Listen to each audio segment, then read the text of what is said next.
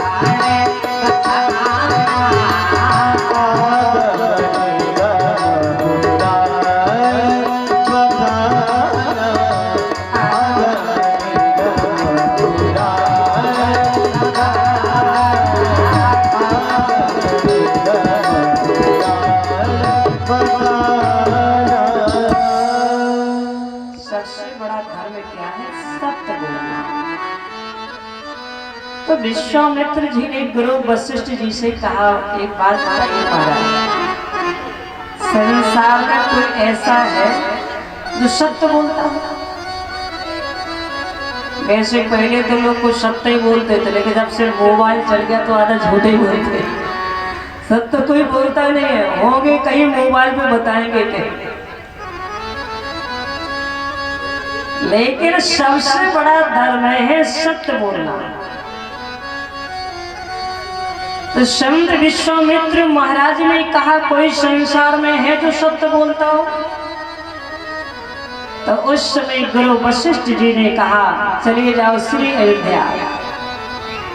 अयोध्या में महाराज हरिश्चंद्र हैं जो सत्य बोलते हैं।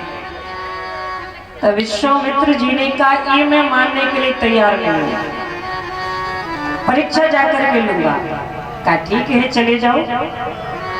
और संत विश्वामित्र महाराज गए। सभी लोग जानते हैं हरिश्चंद्र की ऐसी परीक्षा ली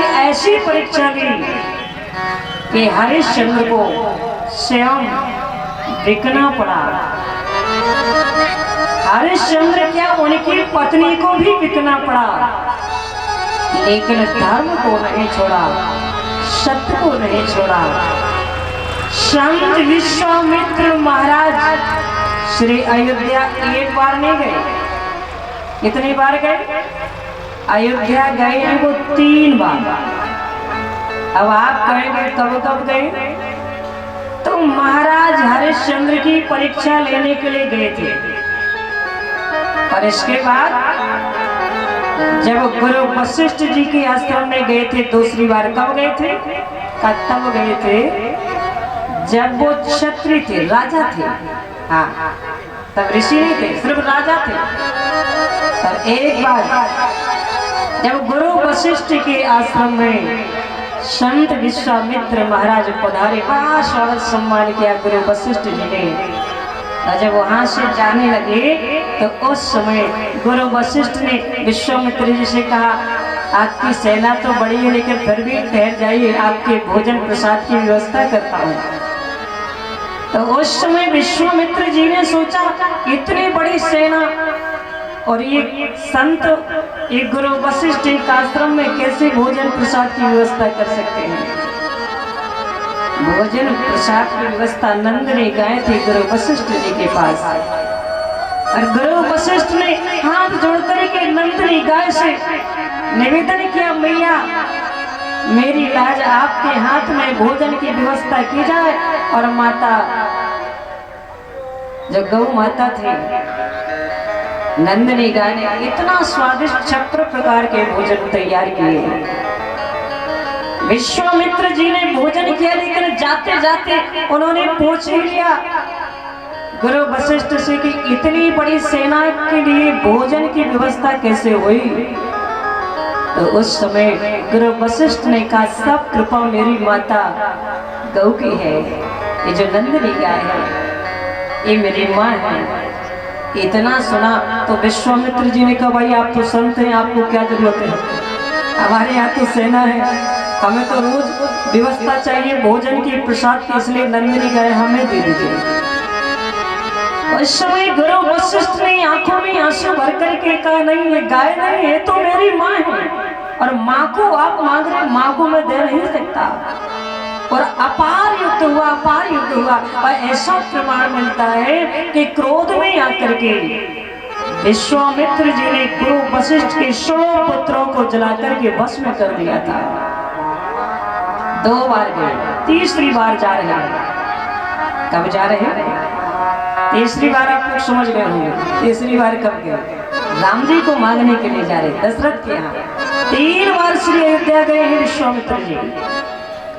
विश्वामित्र जी कोई साधारण संत नहीं है। विश्वामित्र के पूज्य श्री गोस्वामी तुलसीदास जी महाराज ने 3 उपाधियों से संबोधित किया है। देखिए अभी पूज्य श्री गोस्वामी तुलसीदास जी महाराज ने लिखा है, कहा विश्वामित्र अरे महामुनि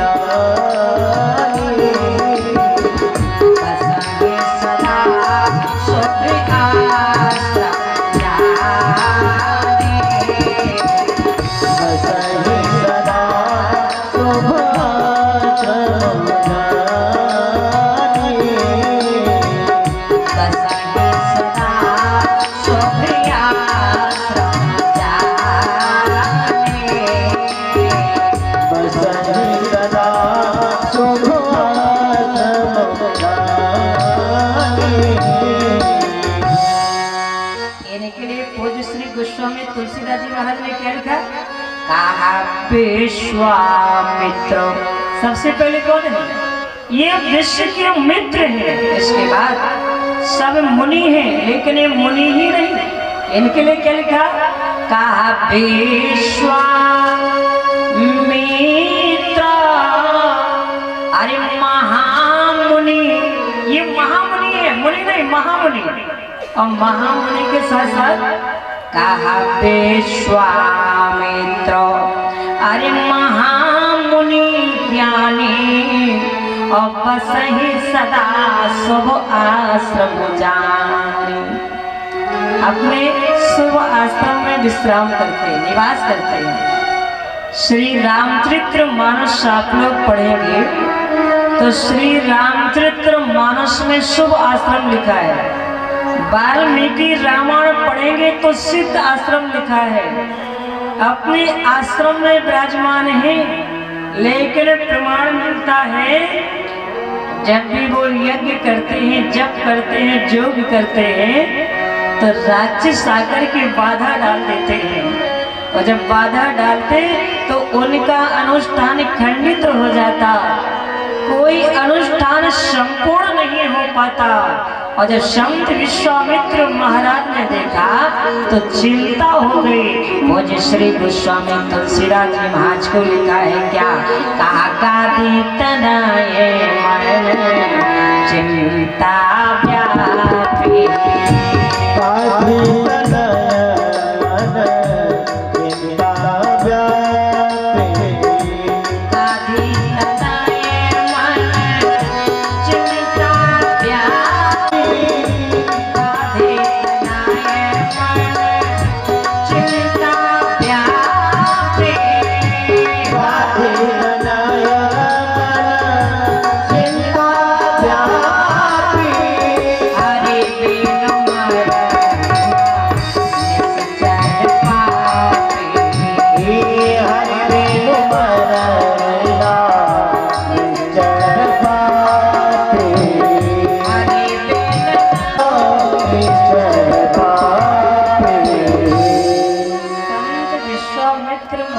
चिंतित हो गए।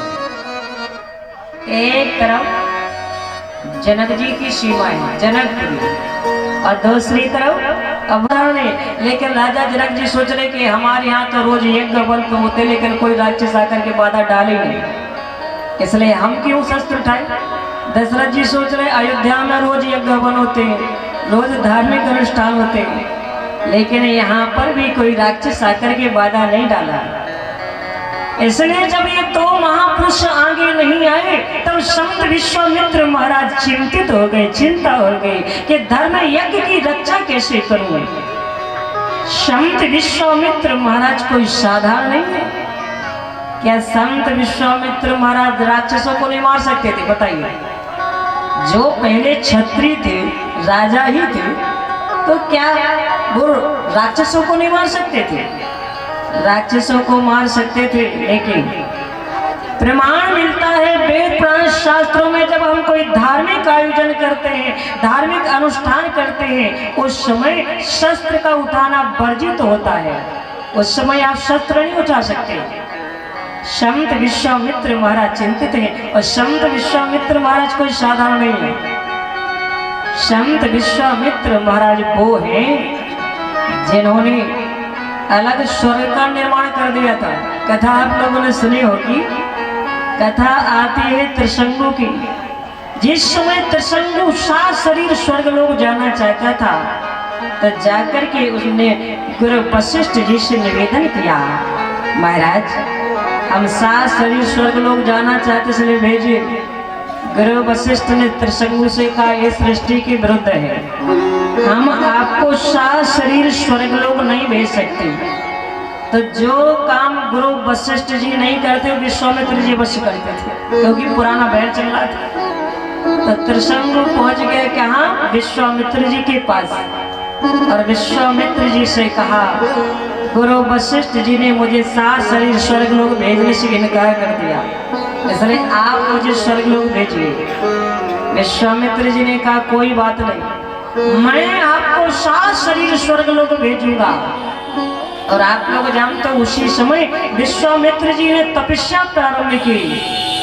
विश्वामित्र जी की तपस्या के कारण त्रिशंकु सात शरीर स्वर्गलोक में जब जाने लगा, सब देवता घबरा गए, इंद्रदेव घबरा गए। इंद्रदेव ने सोचा ये तो सृष्टि के विरुद्ध है, अभी क्या करें। तो त्रिशंकु जब जैसे स्वर्गलोक में प्रवेश करने लगा, वहीं से देवताओं ने धक्का दिया, ये ऊपर से नीचे गिरा।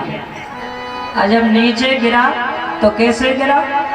ऊपर को तो हो गया, इसके पैरों नीचे हो गया सर, अब ऊपर से चिल्ला रहा है, अरे गुरुजी बचाओ, गुरुजी बचाओ। विश्वामित्र जी ने कहा क्या हुआ? कहा देवताओं ने मुझे स्वर्ग लोक में प्रवेश नहीं करने दिया। विश्वामित्र जी ने कहा कोई बात नहीं, जहां हो वहीं रुको, मैं तुम्हारे लिए नया स्वर्ग बनाऊंगा, नवीन स्वर्ग का निर्माण करूंगा। और त्रिशंकु वहीं बीच में टंगा रहा, आज भी लटका हुआ है। विश्वामित्र जी ने नए स्वर्ग का निर्माण किया। जैसे ही देवताओं को पता चला तो घबरा गए, और देवताओं ने विश्वामित्र जी से कहा, महाराज आप एक नहीं, आप तो अनेक स्वर्ग का निर्माण कर सकते हैं महाराज, लेकिन यदि आपने नया स्वर्ग बना दिया तो फिर इस स्वर्ग का अपमान होगा, इस स्वर्ग का क्या होगा, इसलिए रोक दीजिए। जब सबने प्रार्थना की तो विश्वामित्र जी रुक जाते हैं, लेकिन त्रिशंकु वहीं बीच में लटका हुआ था। और जब ये ऊपर से लटका, नीचे को मुख ऊपर को पैर, तो इसके मुख से लार निकली। और जब लार निकली तो उस लार से एक नदी निकली है, बिहार में ही है, कर्मनाशा, जानते हैं ना आप लोग। जब आप लोग मुगल सराय से आएंगे तो बिहार की पहली स्टेशन कर्मनाशा पड़ता है, और कर्मनाशा नाम की नदी वो वहाँ पर है। अब उसका आप कहेंगे प्रभाव क्या है? उसका प्रभाव ये है कि यदि आपने उस नदी का जाकर के जल स्पर्श किया, स्नान कर लिया, तो आपने अपने जीवन में जितने पुण्य किए हो सारे पुण्य आपके समाप्त हो जाएंगे। हाँ, ये उसका प्रमाण है। हमारे यहाँ दो नदी ऐसी हुई हैं, एक तो गंगा जी, गंगा मैया ऐसे हैं कि आपने अपने जीवन में चाहे जितने पाप किए हो, लेकिन गंगा मैया में जाकर के यदि आपने स्नान किया तो आप पाप मुक्त हो जाएंगे। और कर्मनाशा नदी में जाकर के आपने स्नान किया तो जीवन में जितने पुण्य किए वो आपके पुण्य समाप्त हो जाएंगे, क्योंकि वो नदी कहाँ से निकली? त्रिशंकु के लार से। तो कहने का तात्पर्य मेरा ये हुआ कि जो विश्वामित्र जी नए स्वर्ग का निर्माण कर सकते हैं, तो क्या वो अपने यज्ञ की रक्षा नहीं कर सकते? लेकिन मैं आपको एक बात बताऊं, प्रमाण मिलता है जिस समय संत विश्वामित्र महाराज ने हरिश्चंद्र की जब तपस्या ली थी तो उनको श्राप लग गया था कि जब तक परमात्मा आकर के आपके यज्ञ की स्वयं रक्षा नहीं करेंगे तब तक आपका कोई अनुष्ठान, कोई यज्ञ संपूर्ण नहीं होगा। इसलिए संत विश्वामित्र महाराज चिंतित हैं। पूज्य श्री गोस्वामी तुलसीदास जी महाराज ने लिखा है, कहा गादी तनाए मन चिंता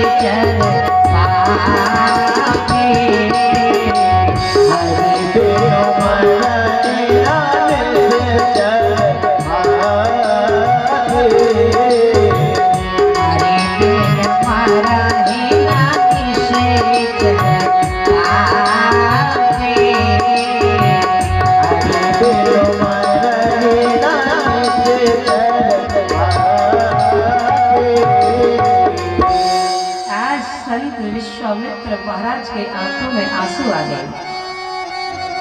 और संत विश्वामित्र महाराज कहते हैं, ए प्रभु आपका डिम डिम घोष है। जब जब ऋषि मुनियों की हड्डियों के ढेर लगाए जाएंगे, आप अवतार लेंगे, आप इस धराधाम पर कब आएंगे? आकाशवाणी हुई, बाबा मेरा अवतार हो चुका है। कहाँ? श्री अयोध्या में। अयोध्या में? हाँ, महाराज दशरथ के यहाँ मैं पुत्र बनकर के अवतार लिया हूँ। जैसे ही विश्वामित्र जी ने सुना तो विश्वामित्र जी ने सुना, ऐसा कैसे हो सकता है? मैं तो भगवान को प्राप्त करने के लिए गृहस्थ जीवन छोड़ा, राजपाट त्यागा, यहाँ तक कि मैं आकर के कुटिया बनाया, तपस्या किया, फल फूल खाए, और भगवान संतों को नहीं पहले गृहस्थों को मिल गए। ऐसे कैसे हो सकता है? और बात भी सत्य है, पहले तो भगवान गृहस्थों को मिले कि नहीं? भाई भगवान तो वही आएंगे जहां माँ होगी। भाई माँ के गर्भ से ना भगवान अवतार लेंगे, जन्म लेंगे। विश्वामित्र जी ने सोचा ऐसा कैसे हो सकता है कि भगवान अवतार श्री अयोध्या में ले सकते हैं? और यदि ऐसा है तो मुझे अयोध्या चलना चाहिए। अब वहीं जाना पड़ेगा जहां मैं जाना नहीं चाहता था, लेकिन जाऊंगा। संत विश्वामित्र महाराज ने कमंडल उठाया और बाबा बक्सर से सीधे चल दिए हैं श्री अयोध्या की ओर। पैदल पैदल जा रहे हैं, सोचते सोचते जा रहे, क्या भगवान मुझे मिलेंगे?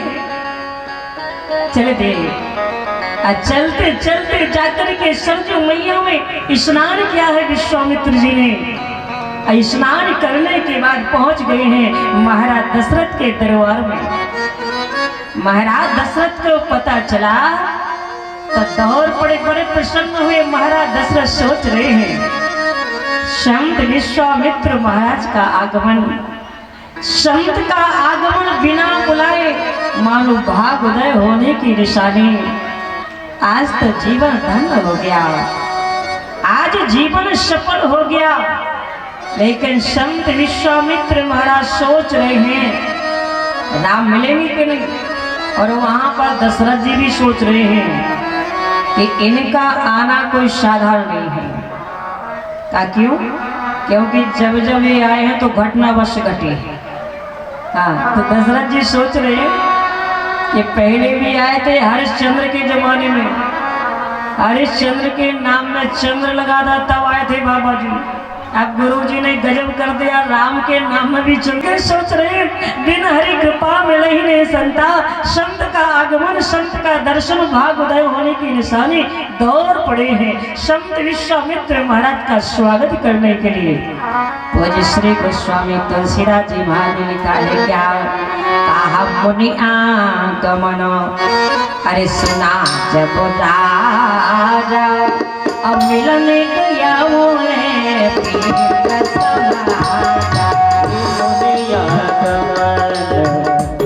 जब राजा मिलन गयो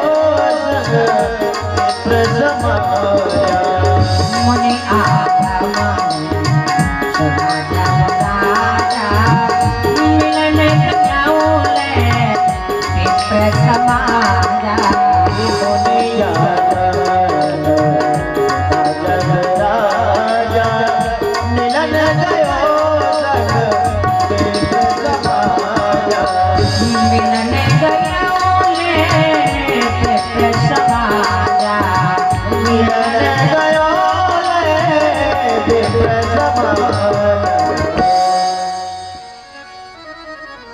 संत विश्वामित्र महाराज के स्वागत में दौड़ पड़े हैं।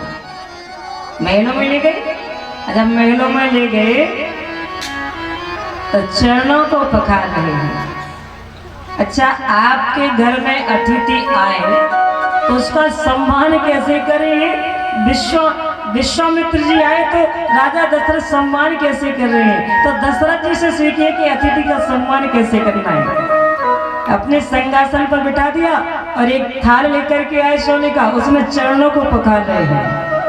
कहा चरण पखार, अरे चरण पखार की अति पूजा, और मौसम आज धन्य नहीं दूजा। चरणों को पखारा है, चरणामृत लिया है। अच्छा, चरणों को पखारने के बाद क्या दशरथ जी पूछे कि महाराज कैसे आना हुआ? नहीं पूछे, श्री रामचरितमानस पढ़ लेना। चरणों को पखारने के बाद क्या लिखा है? कहा विविध भात, अरे विविध भात भोजन करो बाबा। इतने प्रकार का 56 प्रकार का भोजन कराया। विश्वामित्र जी कहते धन्य है प्रभु आपकी लीला, हम तो जानते थे कि आप त्याग से मिलते। 56 प्रकार का भोजन त्यागा, फल फूल खा रहा था तब आप नहीं मिले, और आप अयोध्या में मिल रहे हैं 56 प्रकार का भोजन करने के बाद।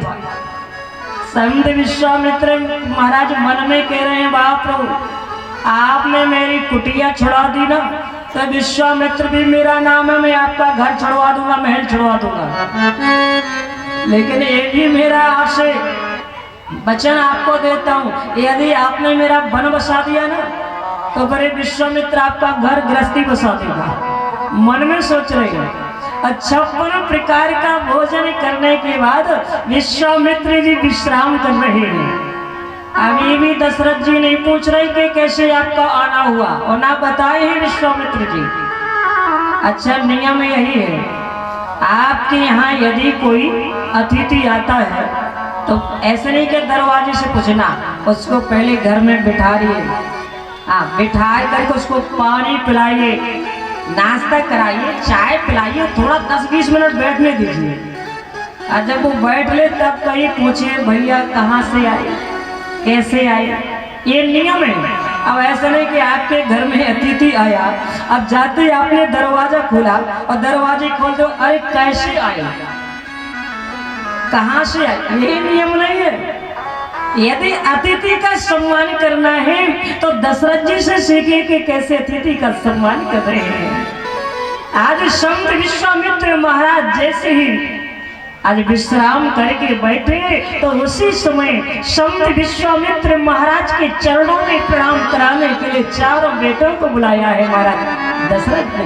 वो जी श्री गोस्वामी तुलसीदास जी महादेव का है, आज चरणों में प्रणाम कर रहे हैं। कहा मोने चरणन में ले सत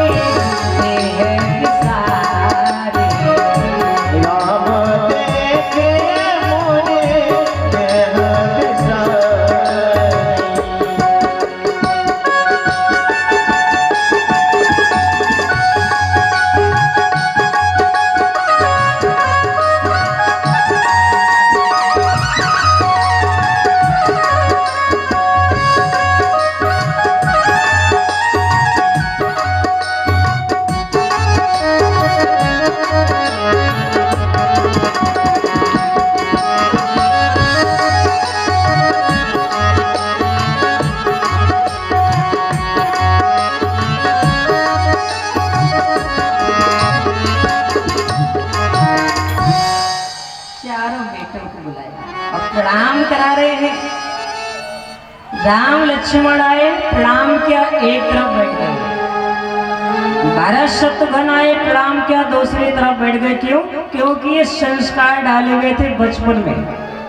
जब राम जी बिल्कुल छोटे थे ना तो माता कौशल्या जी जगाती और कहती राम जाओ गुरु वशिष्ठ जी के चरणों में प्रणाम करो, पिताजी के चरणों में प्रणाम करो, माताओं के चरणों में प्रणाम करो, बड़े बूढ़ों के चरणों में प्रणाम करो। ये संस्कार बचपन के थे, इसलिए राम जी प्रणाम कर रहे। लेकिन आजकल बड़ी समस्या है, प्रणाम करना तो सिखाया नहीं जाता। गांव बस्ती में तो फिर भी परंपरा है, लेकिन बड़े बड़े शहरों में हम देखें प्रणाम करना नहीं सिखाया जाता। माताओं बच्चों को प्रणाम करना अवश्य सिखाए। बल बुद्धि आयु, यदि प्रणाम कोई करता है बच्चा किसी को तो सब ये मिलता है उसको, इसलिए प्रणाम कराना बहुत जरूरी है। लेकिन प्रणाम करना नहीं सिखाया जाता। जैसे बच्चा थोड़ी बड़ा हुआ, हाय हेलो बाय बाय टाटा कहते, अरे टाटा कर दो बेटा। छोटे से बच्चे को हाय हेलो बाय बाय टाटा ये सिखाया जाता है। लेकिन धन्य है श्री रामचरित्र मानस, कितना सुंदर संस्कार। प्रणाम जरूर कराना चाहिए, लेकिन आजकल बड़ी समस्या है। यदि माता जी को सामने कोई संत दिखाई दे गया तो अपने छोटे से बच्चे को कहेगी बेटा चुप हो जा, नहीं तो बाबा जी खड़े हैं तुरंत अमियाल खा जाएंगे। आप बताइए, बाबा जी खाते हैं कि आशीर्वाद देते हैं? एक संत जी जा रहे थे, एक माता जी दौड़ते दौड़ते गई, अरे गुरु जी रुक जाइए। कहा क्या हुआ? कहा महाराज जी अपनी फोटो दे करके जाइए तस्वीर। तो संत भगवान ने कहा मैया क्या हमारी तस्वीर को फोटो अपना मेरी आप फोटो पूजा घर में लगाएगी? मैया ने कहा नहीं बाबा जी। कहा फिर? कहा छोटा सा बच्चा है बहुत रोता है, जब जब रोएगा ना तो आपकी तस्वीर फोटो दिखा देंगे, चुप हो जाएगा डर के मारे। तो बड़ी समस्या है। लेकिन संत यदि कहीं मिल जाते हैं तो प्रणाम अवश्य कराइए। आज चारों बेटों को दशरथ जी ने बुलाया, प्रणाम कराए हैं। और जैसे राम जी को संत विश्वामित्र महाराज ने देखा तो एक तरफ राम जी, दूसरी तरफ जैसे भरत जी, जैसे राम जी एक से लग रहे। कहा भरत राम, भरत राम की ही अनोहारे और सहसा लखे न सके नरनारी। जैसे राम वैसे भरत। संत विश्वामित्र महाराज सोच रहे कि इनमें से भगवान कौन है, इसमें से ब्रह्म कौन है। अब राम जी को देख करके संत विश्वामित्र महाराज मोहित हो गए, सोच रहे क्या यही भगवान है। संत विश्वामित्र महाराज सोचे कहीं ऐसा तो नहीं कि मैं अपने बेटों को छोड़ करके आया और राजा दशरथ के बेटों में मेरा मोह पड़ रहा है, ये भगवान है भी कि नहीं। भाई ये विश्वामित्र ही ज्ञानी है, इतनी आसानी से मानने वाले नहीं कि भगवान है। लेकिन जैसे ही संत विश्वामित्र महाराज ने राम को देखा है और राम जी ने संत विश्वामित्र महाराज को देखा तो संत विश्वामित्र महाराज मोहित हो गए, क्योंकि राम जी मुस्कुरा रहे। राम जी की सुंदरता तो गजब की है, घुंघराले वाले हैं, चंद्रमा जैसा मुखारविंद है, कमल जैसे नेत्र है, राम जी की मुस्कान गजब है। इसी कबीर लिखा है क्या, कहा तेरी मंद मंद मुस्कनिया पे, सभी लोग ताली बजाते हुए गाएंगे। कहा तेरी मंद मंद मुस्कनिया पे बलिहार राघव तू, बलिहार राघव तेरी मंद मंद मुस्कनिया पे, तेरी मंद मंद मुस्कनिया